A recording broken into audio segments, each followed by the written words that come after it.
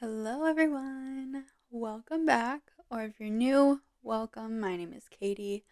Today, I will be talking about the murder of Glenn Kopistke.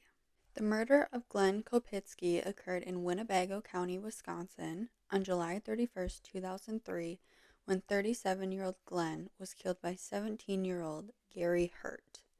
Gary initially admitted to killing Glenn, quote, to see if he could get away with it. However, he later claimed to have experienced temporary insanity that resulted from his rage after a supposed sexual encounter with Glenn. Glenn Kopistke was born on July 24th, 1965 in Chicago, Illinois. He was adopted by Shirley and Virgil Kopistke, a couple who had already buried 4 of their own children. Glenn was described by his friends and family as gentle, eccentric, and funny. As a teenager, he was diagnosed with bipolar disorder and received a monthly federal check to help him pay for basic needs. After graduating college at the University of Texas with a historical studies degree, he supported himself by working at Walmart and substitute teaching. Glenn was passionate about pursuing stand-up comedy and even performed in a community theater, appearing in a production of Joseph and the Amazing Technicolor Dreamcoat. In 1996, when Glenn was 30 years old, he announced that he was going to run for President of the United States, but later realized that he was 5 years too young to qualify as a presidential candidate. He later returned to live near his parents in Winnebago County, Wisconsin. Glenn needed to be close to his parents due to his bipolar disorder and often having car trouble, so he relied on his parents to help out with rides. Glenn's mother, Shirley, was attending a wedding in Milwaukee when she was unable to reach Glenn by phone. She drove to his house to check on him and noticed his back door was locked, which she said was unusual and very out of character for him. On August 2nd, 2003, Shirley discovered the naked, decomposing body of her son, Glenn. The summer heat had affected Glenn's body so badly that authorities initially thought he had died of natural causes. But later, when a medical examiner turned Glenn's body over and noticed liquefied brain matter leaking from a wound on the back of his head, did authorities realize that Glenn had been shot to death and that the marks on his chest and back were actually post-mortem stab wounds. Glenn had a gunshot entry hole to the back of his head and an exit wound to the front of his head, and was stabbed twice in the back and once in the heart. Glenn was stabbed so hard post-mortem that the knife penetrated his spine. The attack seemed very personal, and there was no mention of DNA that was present on Glenn's body when it was examined. The house was completely untouched with no shoe prints, fingerprints, and no hair was found at the scene. The only thing that they noticed was missing was Glenn's keys that his mother said always sat on his kitchen table. The physical search of the murder scene turned up no further evidence. During a canvass of the neighborhood, a neighbor claimed that a few nights earlier he had seen an older car with square headlights and rectangular taillights driving through the area, flashing a bright light at the 3 residences on the dead-end street. To police, there was no obvious suspect, and after a couple months, the case started to go cold. Glenn was buried at Wolf River Cemetery in Winnebago County. His father, Virgil, later passed away in 2008 and was buried next to his son. 5 months after Glenn's murder, police were taken off guard when a young woman came forward saying that she knew who killed Glenn. She said that a friend had confessed to her and she was concerned for his safety and that he may be a danger to himself. They questioned her further to get more details of her story. She told them that her ex-boyfriend, Gary Hurt, confessed to the murder a few weeks after it happened in August. Gary had told her that he took his dad's car, a Dodge Dynasty, super ugly by the way, and shot Glenn with a 12-gauge shotgun and then stabbed him. It wasn't until later that year that he confessed again to her while they were hanging out. Still not believing her story, police convinced her to set up a recorded call between her and Gary to see if he would confess to the murder over the phone. During the call, Gary was able to recall details about the murder that were never made public, and only someone who committed the murder would know. Gary claimed that he killed Glenn to see if he could get away with it. Police were in disbelief of this confession as Gary was well known in the area. He was a 6 foot 4 inch, 270-pound kid. He was a two-time all-conference defense lineman. He also ran track and wrestled in high school while maintaining a 4.4 GPA and was also the class salutatorian. He was an Eagle Scout and the first in the town in 20 years.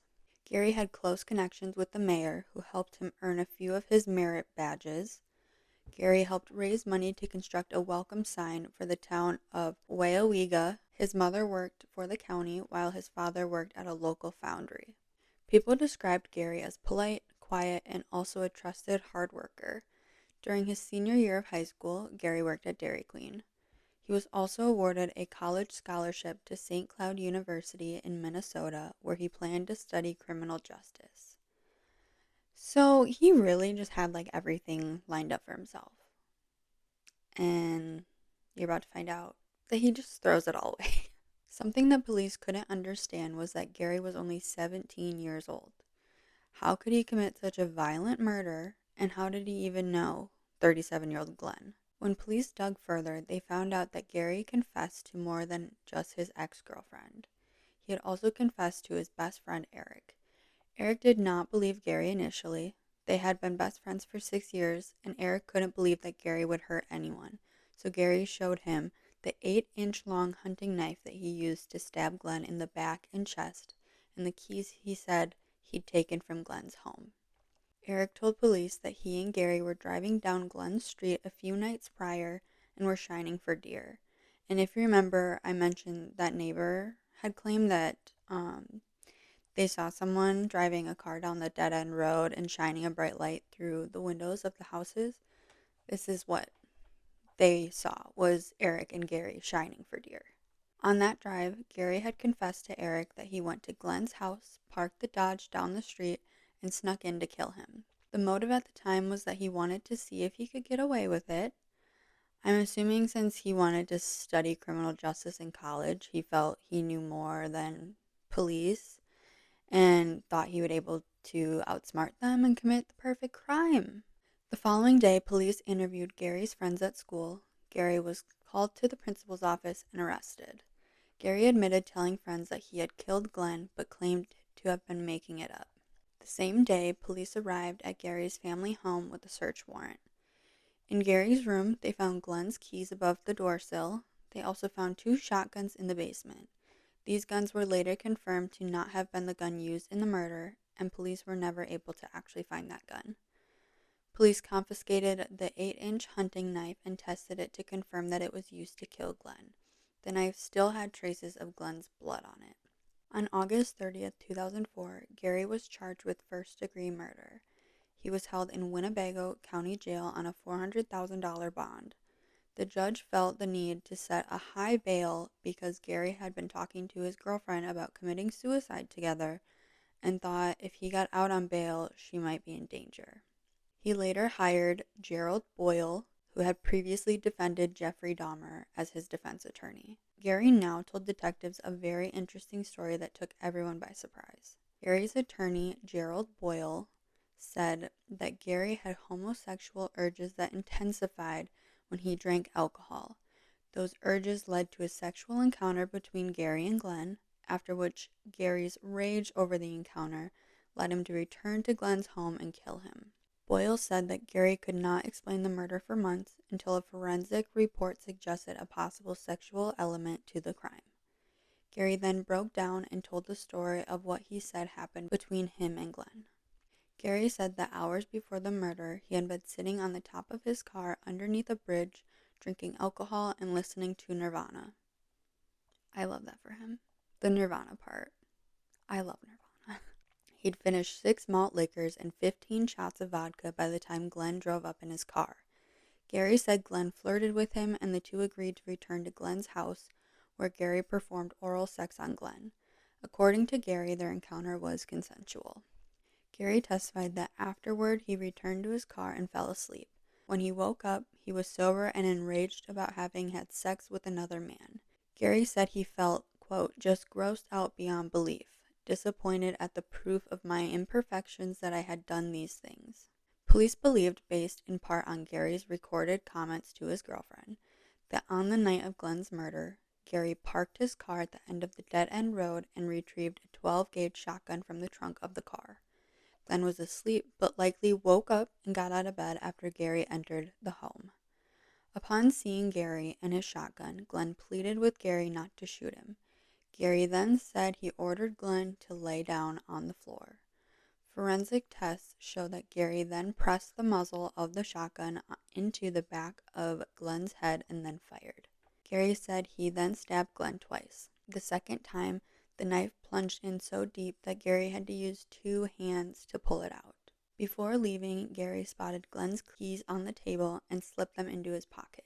In October 2003, Gary pleaded guilty to first-degree intentional homicide, but later pleaded guilty by reason of insanity. After 2 hours of deliberation, the jury rejected his insanity plea, and on February 4, 2005, Gary was sentenced to a mandatory life sentence with the eligibility of parole after 32 years. Gary will be in his 50s when he is eligible for parole. Before his sentencing, Gary spoke about what he thought was his worst crime. He said that he can't feel guilty for what he did to Glenn because another person inside him did it. He said he believed a homosexual act was, quote, not as bad as raping or torturing someone, but was worse than murder. A few of Gary's friends testified at trial about who he was as a person, and many of them said that Gary liked to kill and torture small animals by hitting them with his car and bragged about it. Later in an interview, Gary admitted to these claims and clarified that he didn't have any guilt for killing these small animals because he figured he was doing them a favor.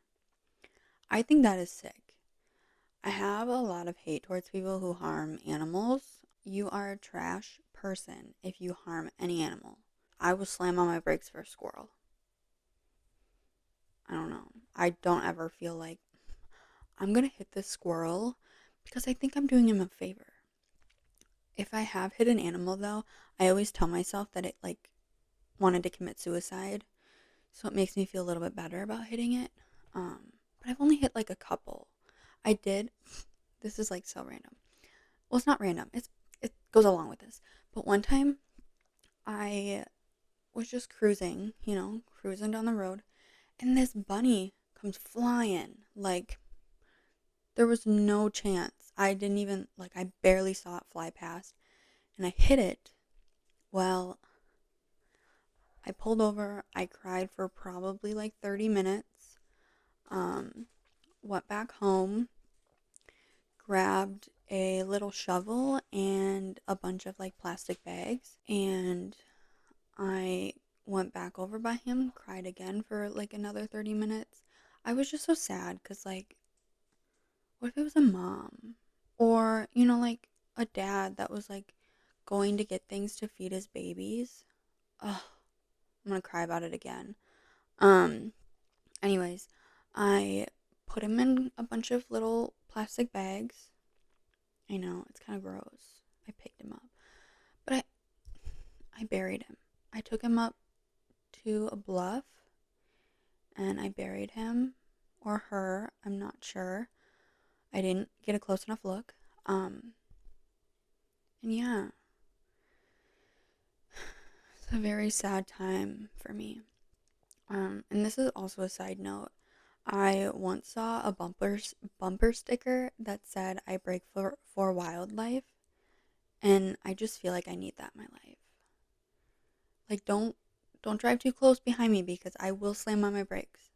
I've stopped for a leaf one time. I thought there was a leaf there was a leaf in the road, but I thought it was an animal because I didn't have my glasses on. The person behind me was probably like, "What the fuck?" But that's just me. That's how I feel about animals. Anyways, Gary's best friend Eric testified against Gary and spoke about their friendship. He said that it became strained over the years and Eric was described as being a smaller kid than Gary, which duh. Gary was literally 17 years old, 6'4", 270 pounds. Anyone would be small compared to him. But people felt like Eric piggybacked off of Gary's success. Eric could not recall at any time that Gary showed any signs of homosexuality or even questioning his sexuality over the course of their 6-year friendship. When asked if he thought Gary was gay, Eric testified that he did not believe it based on what he knew about his friend. Prosecutors and psychologist James Armentrout spoke about Gary's mental state when committing the crime, and he believed that Gary knew what he was doing and what he intended to do. Sheriff's Captain Steve Verweel believed that Gary did this to see if he could get away with it. He saw it as a challenge and was fueled by arrogance. Gary did not testify at his trial. In my opinion, the judge took it very easy on him by saying that this was not a horrendous crime, and he even said that Gary has a good heart at times, but said he believes that Gary has an inferiority complex and isn't sure he will ever have remorse for his crimes. Gary did apologize for his actions, but not to Glenn's family. Gary only apologized to his family for putting them through the trial. Gary's parents believed their son's story about a sexual encounter with Glenn and that he would have been willing to risk life imprisonment to keep that secret to himself. According to Gary's mom, she believed that her son was a victim as well and that Glenn manipulated her son. She is quoted as saying, "Glenn Kopistke lost his life but went to a better place. But Gary lost a promising future as Glenn Kopistke took his innocence now." I think her saying that is absolutely sick, and clearly she's in denial of what her son just did.